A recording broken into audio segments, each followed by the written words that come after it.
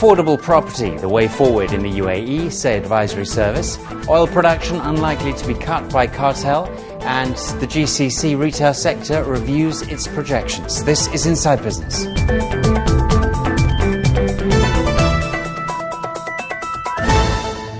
Hello there from Dubai Media City. Well, starting the new business week, the Gulf markets have, for the most part, ended mixed today. The Dubai financial market fell 0.66% to end at 1,548. In total, 342 million shares were traded with a value of 423 million dirhams. 10 shares advanced and 14 declined.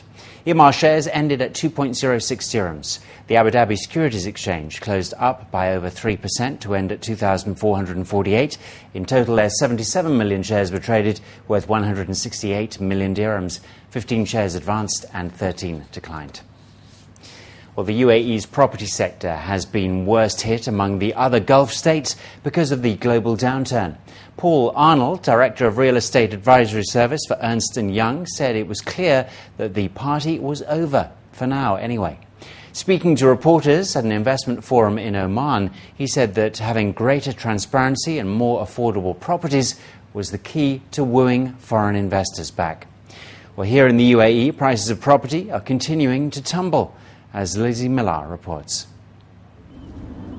In Abu Dhabi, prices of property in major developments have fallen by as much as 25%. In some cases, values are approaching their original price in the secondary market. The Abu Dhabi real estate report by Landmark Advisory said launch prices had been benchmarked against Dubai's already inflated property values. This meant that there was little room for appreciation before liquidity dried up. Dubai has fared no better, with prices predicted to fall by as much as 50%. However, some expect a bounce back before the end of the year.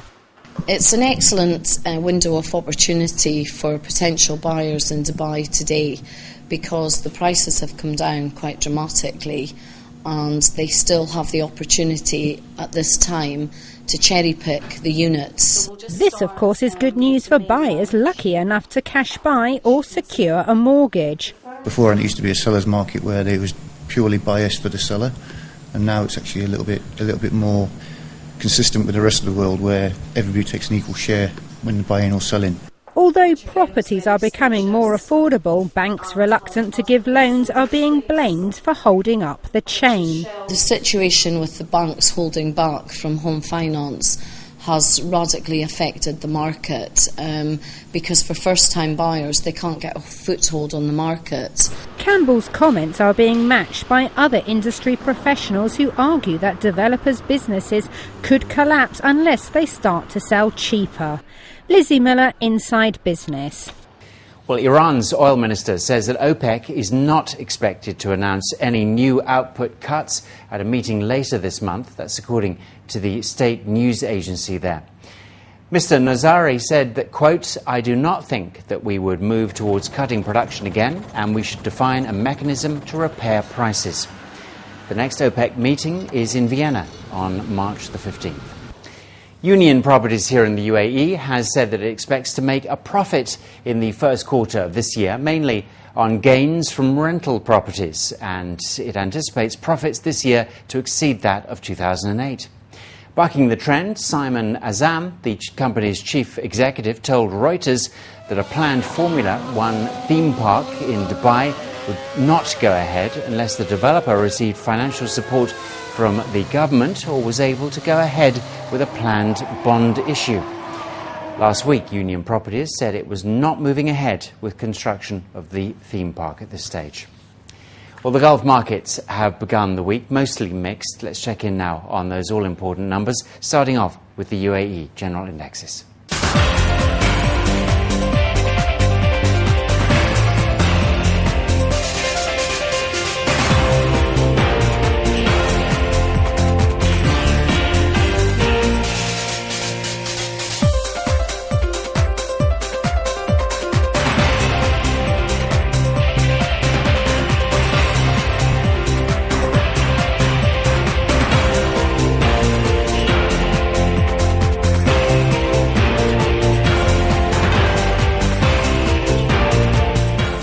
Well, coming up now, let's take a look at the major international currencies against the dirham. That'll be followed by the price of oil and the precious metals.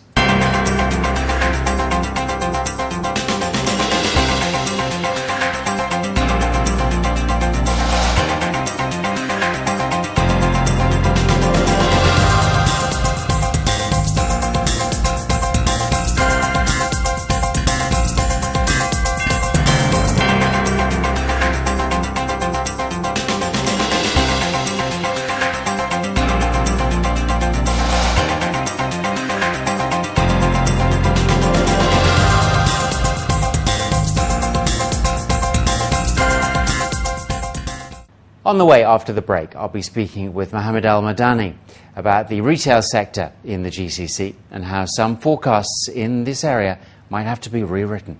Stay with us. This is Inside Business.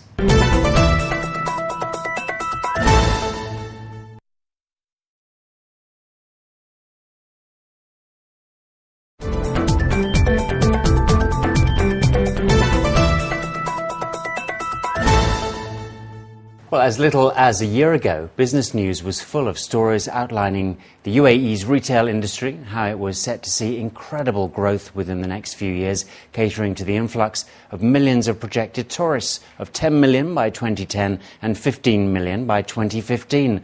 The newly completed Dubai Mall, one of the world's largest shopping malls, part of the Burj Dubai, the world's tallest building complex, has space for 1,200 shops.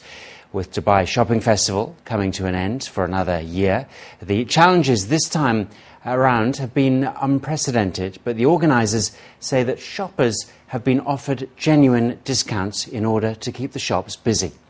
Well, with us on today's Inside Business to discuss retail is Mohammed Al-Madani, Chairman and CEO of Al-Madani Group. Thanks a lot for coming in today on the programme. Thank you. Well, do we know, in monetary terms, currently what the retail projections are? I mean, have they changed recently because of what's been going on? I mean, as you mentioned, Dubai Mall, the biggest mall in the region, and we have about 7 outlets there for our brands. And lately I was asking Mr. Al-Abbar that I need some more outlets for some of my new brands. He said, sorry, we are completely leased out.